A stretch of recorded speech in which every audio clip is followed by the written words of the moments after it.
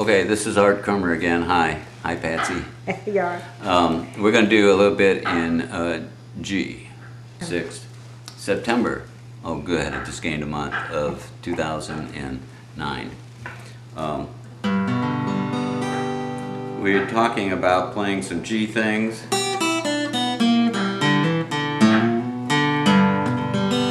On the 3rd fret we've got the G, E, that's in the scale, D is in the scale, B is the 3rd in the scale. This one here is the B flat, so that's the flatted. Then a G on that string.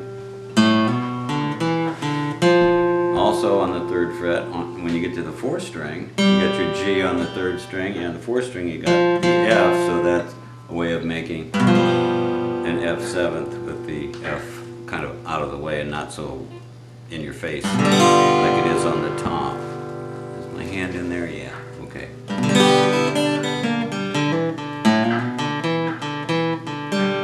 We just talked about endings. And here I'm holding the D on the 2nd string as a more bold G. And if you want a softer one, you let the B ring on the 2nd string. And what else did we talk about? Can you just do like Heartaches by number slowly, put in some little... Okay, I'll find out what I play on Heartaches by the number, the chorus. Well, I've got heartaches by the number, troubles by the score. Every day you love me less, each day I love you more. Yes, I've got heartaches by the number, and a love that I can't win. But the day that I stop counting, that's the day my world will end. Well, heartache number 1 was when you left me and said that you were going far away. With hopeful heart I waited for... I'm messing up the words, but... waited for your knock on the door. I waited, but you must have lost your way. Now I've got heartaches by the number and troubles by the score. Every day you love me less, each day I love you more. Heartaches by the number and a love that I can't win. But the day that I stop counting, that's the day my world will end. And we talked about different endings. One that lands on the bottom, or one that on the top, or a 7th.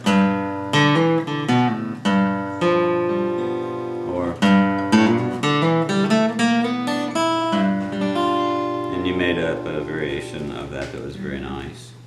And day my world will end, day my world will end. Different variations of that. And we talked about the E walk down. I'm using the 3rd, 4th, and 6th string.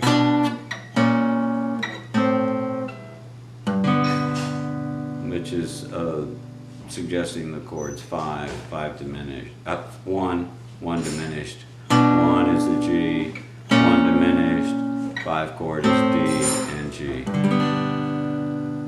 And during some of that playing I got a little adventuresome, and I wouldn't do it if I were performing, but I went to this C. And I played the C here, with the C on the 1st string, 8th fret. Then I went to the D7th, because the D7th is going to be this with the C in there, since I've got that C out there already. So that it's kind of nice because it gives it the continuity of keeping that C. And if you're playing the C there and you want the C7th, you can still do it that way.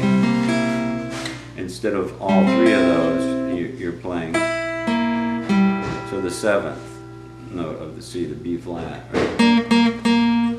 So you're really playing these four in the middle, which is this pattern. N minus 2, N minus 2. In this case, 5 3 5 3. And here the D7th is 7 5 7 5.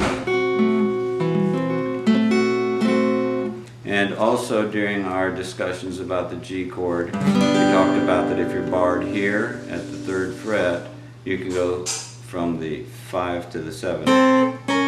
And right there, those two notes, you can think of it as part of this D7th. I said D7th, I mean, it's a D7th looking shape, but it's a G7th chord. There it is again. Those two notes, switching it around, I'm going to bar there, and then here's your G chord. And since that looks like a C, any walk-ups that we learned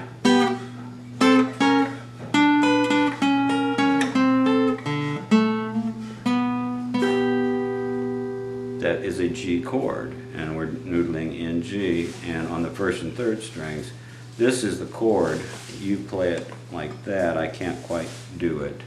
It's an A shape if you think of it that way. It's also this elongated. But I would play either these or these two. And the relative minor, if you're playing a G, you know how E minor shows up a lot? That's a relative minor. It's the same as a G chord where you add the 6th note.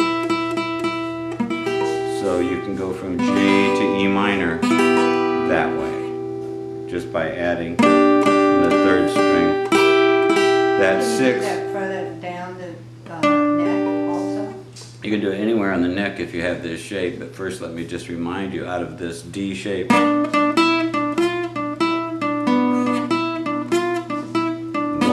3 1 3 1. Let's see, 1. Here's 1 on the 5th fret. 1 3 5 6 7 6 5.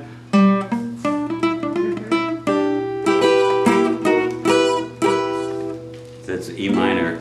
What do you mean farther down the neck? You mean with a D shape or a C or? Right, it has to be that D shape. You answer that question. Okay. If we're in E here, sorry, that's here's E. If you add that 6, that would be a C sharp minor. Now, if you're playing the key of say A, the relative minor is F sharp. A, relative minor, F sharp. Well, that's just what we just did in G, sorry.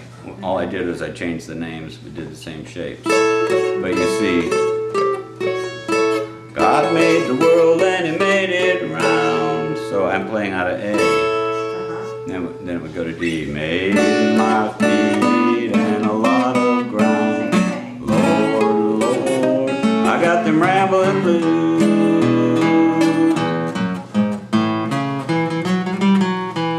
That's the bass notes that you know on the boogie woogie, but